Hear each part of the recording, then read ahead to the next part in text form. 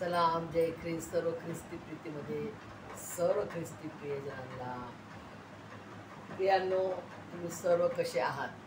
तुम्हाला परमेश्वराचा खूप खूप आशीर्वाद असो.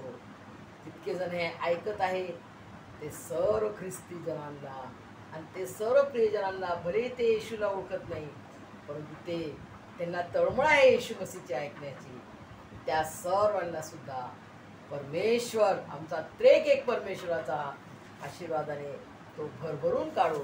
आपला स्वर्गीय पिता परमेश्वर यहोवा, त्याचा एकुलता एक प्रियपुत्र प्रभू येशू ख्रिस्त आणि त्याचा महान असा पवित्र आत्मा, जो आमचा त्रेक एक परमेश्वर आहे, त्याचा आशीर्वाद आम्हा सर्वांना ओतप्रोत भरून काढो.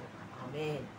प्रियजनांनो, हा सुंदरसा समय परमेश्वराने तुम्हाला मला दिलेला आहे आणि सुंदरसं जे महान असं पवित्र आत्म्याचं मार्गदर्शनाने मी थोडंसं जे तुम्हाला शेअर करू इच्छिते त्या वचनाकडे आपण बोलूया. प्रियजनांनो, बघा, जुना करारमध्ये आपण वाचतो उत्पत्ती निर्गम, है ना, उत्पत्ती वाचतो, निर्गम वाचतो. बस जुन्या करारात काय काय परमेश्वराने केलेलं आहे. स्वर्गीय पिता परमेश्वर यहोवाने कशा टप्प्याटप्प्याने आपल्या लोकांची कशी काळजी घेतलेली, कशी त्यांच्यावर प्रीती केलेली आहे आणि कसं त्यांना हर संकटातून सोडलेलं आहे. प्रियजनांनो, सुंदरसं मार्गदर्शन करण्यासाठी मला परमेश्वराने हा समय दिलेला, त्याचा मी लाखो वेळ धन्यवाद मानते. प्रियजनांनो, जुन्या करारात अर्पणे आणायचे, होमबली करायचे, कोकरू, जो प्रथम कोकरू जन्मलेला आहे तो परमेश्वराला अर्पणाचा परमेश्वराची आज्ञा होती. ओलांडत सण पाळायची आज्ञा होती. पवित्र याजक राहायचे, त्यांना पवित्र राहायला लागायचं. ते पाप करतील तर तिथंच त्यांना शिक्षा मिळायची. प्रियजनांनो, ते मरून जायचे. अतिपवित्र स्थानात ते जात असताना त्यांना अतिपवित्र स्थान जे आहे, प्रियजनांनो, आज जे तुम्ही आणि मी त्याच्या जिवंत वेदीच्याकडे जातो आणि आशीर्वाद घेतो, त्याचा एकुलता एक प्रियपुत्र प्रभू येशू ख्रिस्ताचा बलिदान जे त्याने केलं, त्याचं पवित्र प्रभोजन आपण खातो. प्रियजनांनो, हे सर्व त्या काळात नव्हतं, कारण की तो काळ स्वर्गीय पिता परमेश्वर यहोवाचा तो समय होता की त्याचे कार्य होते. त्याच्या त्यावेळेस हे असं सर्व पवित्र याजकांना पवित्र राहायला लागायचे आणि अतिपवित्र स्थानात तो गेला आणि त्याने जर पाप केलेलं राहायचं तर तो मरून जायचा. प्रियजनांनो, आणि त्याला मग त्या रश्शीनं आणि तो घुंगरू राहायचा, त्याच्या पायाला घुंगरू बांधायची, म्हणजे त्याचा आवाज यायचा की तो जिवंत आहे का नाही, तो चालत आहे, हा बाबा जिवंत आहे. तो मेला तर मग त्याला रश्शीनं उडून टाकायचे. प्रियजनांनो, इतका तो कठीण काळ होता. परमेश्वर त्याच वेळेस त्यांना शिक्षा व्हायची. प्रियजनांनो, आणि मोशेला इस्रायल लोकांनी जेव्हा त्यांनी त्याच्याशी उपद्रव केले, जेव्हा त्यांनी कुरकुर केली, स्वर्गीय पिता परमेश्वर यहोवाने त्यांना ताडण केले. प्रियजनांनो, त्यांना शिक्षा दिली. त्यांना काहीच हत्या कशाचाही काही नाही करायला लागलं. तर उभ्याने इस्रायल लोक उभे होते, ज्यांनी मोशेला खूप ते त्याला सतून टाकायचे. आणि त्यावेळेस स्वर्गीय पिता परमेश्वर यहोवाने ते पाहून मोशेच्या बाजूने युद्ध केले. कसे त्याच्याकडून तो लढला की तू माझ्या निवडलेला जो संदेष्ट आहे, एवढा मोठा मोशे, ज्यांनी इतके 5 लाख लोक होते, 5 लाखोची सेना होती. इस्रायल लोकांनी 5 लाख लोकांना सामावून नेलं त्या फारो राजाच्या तावडीतून.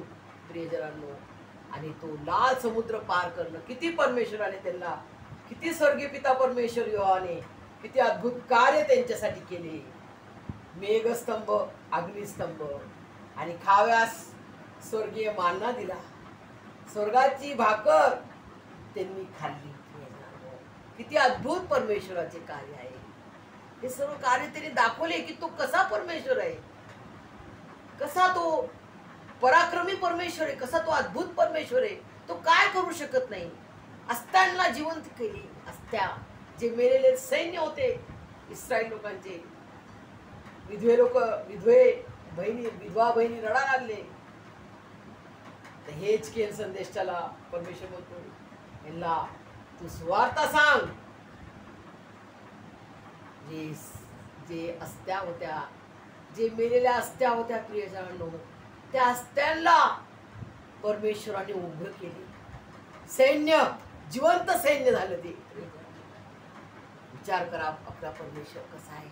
आपला परमेश्वर किती अद्भुत परमेश्वर, किती पराक्रमी परमेश्वर तो आहे. असा तो महान परमेश्वर. आणि त्यावेळेस दशमांश सांगितलेला आहे. 10वा भाग दशमांश. प्रियजनांनो, सुंदरसं उदाहरण मी तुम्हाला देते दशमांशचा. जेव्हा अब्राहमाने तो युद्ध जिंकला आणि लोट आणि त्या राजाला त्यांनी सोडवले युद्ध करून. त्यांना जो राजा होता, जो दुश्मन राजा, त्याच्यावर तो जिंकला आणि लोट आणि त्या राजाला त्यांनी स्वतंत्र केले आणि कितीतरी त्यांनी संपत्ती मिळवली. त्या सर्वांचा अब्राहमाने दशमांश दिला. आणि मग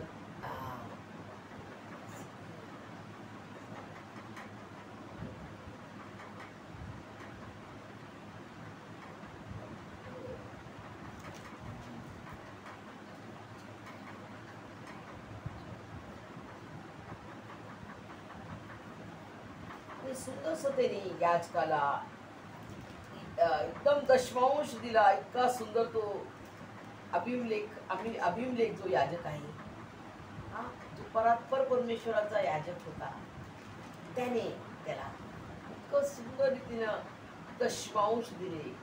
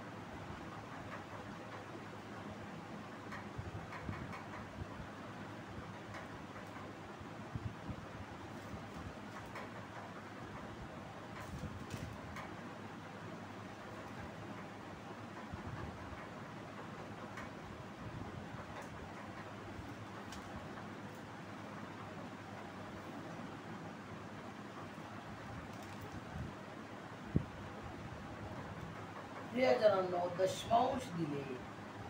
अब्राहमाने दशमांश दिले आणि त्याने इतकं सुंदर रीतीनं देवाचा धन्यवाद केला. वेदी बांधली, धन्यवाद केला, दशमांश दिला. हर वस्तूमध्ये जितकं त्याला काय मिळाली संपत्ती, त्यातून त्यांनी बरोबर परमेश्वराचा दशमांश काढला प्रियजनांनो आणि देवाचा धन्यवाद दिला. आणि जो राजा होता तो म्हणे तू हे घे. त्या राजाला तो म्हणतो, अब्राहम, मला त्यातला एक सुतळीचा बांध सुद्धा नको. का? मला जे काय मिळेल तो माझा परमेश्वर, स्वर्गीय परात्पर परमेश्वर मला देईल. नाही तर तू म्हणशील मी त्याला दिले म्हणून तो संपन्न झाला. मी ते ऐकू शकणार नाही म्हणतो. अब्राहम म्हणतो, मला जे काही परमेश्वर देईल त्याद्वारेच मी संपन्न होणार. मला तुझं यातलं काहीच नको. प्रियजनांनो, किती महान विश्वास त्याचा की माझा परमेश्वर मला देईल, मला मनुष्याचं नको. प्रियजनांनो, आज तुम्हाला मला किती मोठं उदाहरण आहे अब्राहमाचा की आम्ही देखील मनुष्याचा थोडी आशा धरतो आम्ही की हे मनुष्याने मला काहीतरी द्यावं, माझ्या मामाने, मला मावशीनं, माझ्या आत्यानं, माझ्या काकानं मला काहीतरी द्यावं. नाही प्रियजनांनो, मनुष्याची आशा धरणं फार मनुष्याची आशा जर धरतो आपण तर आपल्याला शर्मिंदगी आणि आपल्याला लाज वाटणारी अशा गोष्टी होतील, भांडणं होतील प्रियजनांनो. का कोण कोण कोणाला काय मदत करणार प्रियजनांनो? प्रियजनांनो, आजच्या डेटमध्ये कोणीही व्यक्ती कोणाला मदत करणं फार कठीण आहे, कारण महागाई वाढलेली आहे अतिशय, आणि खूप दुष्काळासारखं, म्हणजे इतकी महागाई वाढलेली आहे. तरी परमेश्वर तुम्हाला मला चालवत आहे, त्याचा आपण धन्यवाद देऊया प्रियजनांनो. प्रियजनांनो, येशू मसीहच्याकडे जायचं आहे तर नवीन करार हा झाला पूर्ण जुना करार. प्रियजनांनो, नवीन करारामध्ये जे येशू मसीहचा जन्म आणि त्या जन्मानंतर त्याचं 3.5 वर्षाचं अद्भुत कार्य, स्वर्गीय पिता परमेश्वराचे अद्भुत कार्य, आणि त्याच्यानंतर त्याचा वधस्तंभावरचं कठीण लज्जास्पद मरण, त्याने जे माझ्यासाठी, माझ्या अपराधांच्या क्षमेसाठी, माझ्या पापांच्या क्षमेसाठी, आणि सर्व जगातील मनुष्याच्या पापाच्या क्षमेसाठी त्यांनी वधस्तंभावर जाऊन प्राण दिला प्रियजनांनो, आणि पूर्ण प्रीतीचं बलिदान त्यांनी केले, आणि माझ्यासाठी प्राण दिला, माझ्यासाठी त्यांनी तो गाडले गेला, आणि माझ्यासाठी तो 3ऱ्या दिवशी जिवंत झाला. आमचा पुनरुत्थित परमेश्वर आहे, ज्यांनी इतिहास रचिले प्रियजनांनो. खरोखर प्रियजनांनो, 38 कोटी जे आहेत जगामध्ये, ज्याला लोक देव म्हणतात, ते आले आणि ते चालले गेले. कोणी उठला नाही मरणातून, परंतु माझा येशू मसीहला मारले. तो पाप्यांसाठी त्यांनी प्राण दिला, पापांच्या क्षमेसाठी, पाप्यांना क्षमा मिळावी, पाप्यांचा उद्धार व्हावा, पाप्यांना मुक्ती मिळावी, पाप्यांना क्षमा मिळावी, अपराधांची क्षमा मिळावी, माफी मिळावी, यासाठी त्यांनी प्राण दिला. आणि तो पुनरुत्थित परमेश्वर आहे, तो पुनरुत्थित झाला, आणि 500 लोकांनी पाहिले प्रियजनांनो, 500 लोकांनी पाहिले. तो 50 दिवस या जगात होता पुनरुत्थित झाल्यानंतर, आणि त्यांनी शिष्यांना मार्गदर्शन केले, कशी देवाची सेवा करावी, कशा रीतीनं त्यांनी देवाचे सुसमाचार सांगावा, प्रत्येक कानाकोपऱ्यात कसं प्रभू येशू मसीहचं नाव त्यांनी सांगावं, हे फार मोठी जिम्मेदारीचं काम होतं प्रियजनांनो. आणि ते कार्य जेव्हा आपण करू, जेव्हा वैयक्तिक रीतीने आपण खरा पश्चाताप करू, कबूल करू की मी पापी आहे वैयक्तिक रीतीनं, आणि कबूल करू की येशू मसीह माझा तारणार आहे, आणि येशू मसीह माझा तारणार आहे, तर आपल्याला काय मिळेल? आपल्याला आपल्या पापांची क्षमा मिळणार, उद्धार मिळणार, तारण मिळणार, आणि त्याच्या पवित्र रक्ताच्या द्वारे आपण शुद्ध होऊ, त्याचं पवित्र जीवन आपल्यात येणार, आणि त्याचं लेकरू म्हणून त्यांनी जो अधिकार आपल्याला दिलेला आहे तो अधिकार आपल्याला मिळेल, लेकरूचा अधिकार मिळेल, त्याला आब्बा बाप्पा म्हणण्याचा अधिकार त्यांनी दिलेला आहे. प्रियजनांनो, हाचा अधिकार कोण देणार? केवळ प्रभू येशू मसीह. केवळ प्रभू येशू मसीहच्या चरणाजवळ आल्यावरती हे सर्व तुम्हाला मिळणार आहे. माफी कोणी करू शकत नाही प्रियजनांनो, कोणी जगामध्ये माफी क्षमा तुम्हाला करू शकत नाही. जोवर प्रभू येशू मसीहच्या जवळ तुम्ही येत नाही तोवर तुम्हाला कोणीच माफी देऊ शकत नाही प्रियजनांनो. प्रभू येशू मसीहच्या चरणाजवळ तुम्हाला याच लागेल, कारण हे मी नाही, जगाने नाही, तर स्वर्गीय पिता परमेश्वर यहोवाने हे दिलेलं वचन आहे, अभिवचन आहे, आणि त्याचं वचन हे खरं आहे. प्रियजनांनो, जग व जगातलं सर्व काही संपून जाईल, परंतु परमेश्वराचं हे जिवंत वचन कधीच ढळणार नाही, कारण हे दुधारी तलवार आहे. त्याचं वचन हे प्रीतीनं भरलेलं वचन आहे प्रियजनांनो. त्याचा हा लव लेटर आहे, आणि तो लव लेटर आपल्याला रोज डेली वाचलंच पाहिजे प्रियजनांनो, रोज वाचलं पाहिजे प्रियजनांनो. त्याच्यात खंड पडू देऊ नका प्रियजनांनो. त्याच्यात खंड पडली म्हणजे तसं म्हणतो आपण, मी रागात आहे, मी रुसले, जा मी नाही बोलत, तसं होऊन जाणार प्रियजनांनो. जर त्याच्याशी आपण बोलणार नाही तर आपण साप मेल्यासारखं झालं प्रियजनांनो. त्याच्या संगती आपला कनेक्शन असा पाहिजे जसा लोह चुंबकाला चिपकून जाते तशा रीतीनं तुम्हाला मला त्याच्या प्रीतीच्या विश्वासाच्या चुंबकात चिपकून त्याला बिलगून त्याला दृढ धरून देवाचं वचन आहे, तुम्ही मला बिलगून राहा, तुम्ही मला बिलगून राहा तर मी तुम्हाला किती आशीर्वाद देतो बघा. असं परमेश्वराचं महान वचन आहे प्रियजनांनो. इस्रायल लोकांना म्हणत होता परमेश्वर, यहोवा तुम्ही मला बिलगून राहा, तुम्ही माझ्या आज्ञा पालन करा तर मी तुम्हाला किती आशीर्वाद देतो बघा प्रियजनांनो. आणि आज स्वर्गीय पिता परमेश्वर यहोवाने नवा करार आपल्याला दिला, तो म्हणजे त्याचा एकुलता एक.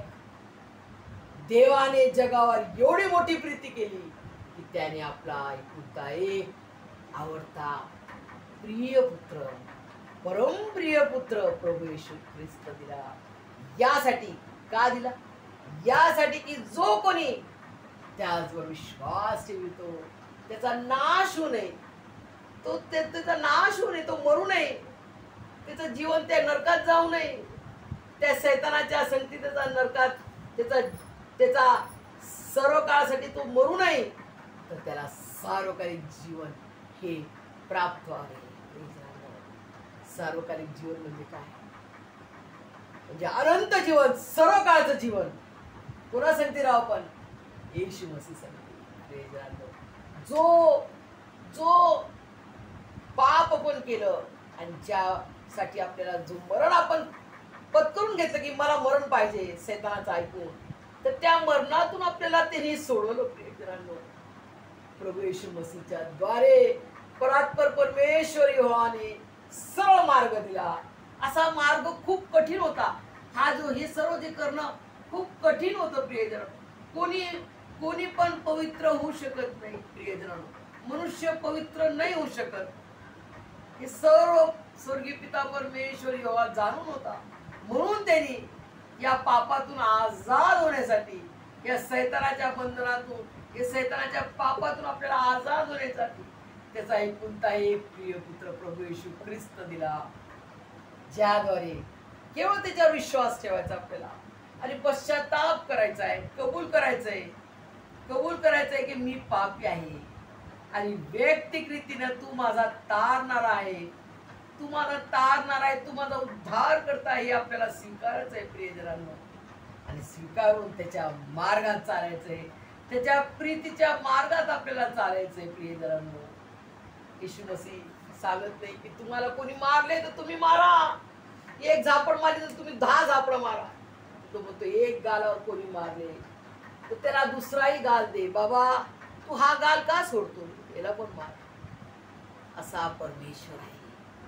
दुश्मन से प्यार करना मसीहा सिखाते हैं, अपनों को तो सभी प्यार करते, दुश्मन से भी प्यार करना मसीहा सिखाते हैं, अपनों को तो सभी प्यार करते, दुश्मन से भी प्यार करना मसीहा सिखाते हैं. प्रियजनांनो, सर्व समजण्यास परमेश्वर तुम्हाला मला आशीर्वाद आणि ओतप्रोत भरून काढो. आमेन.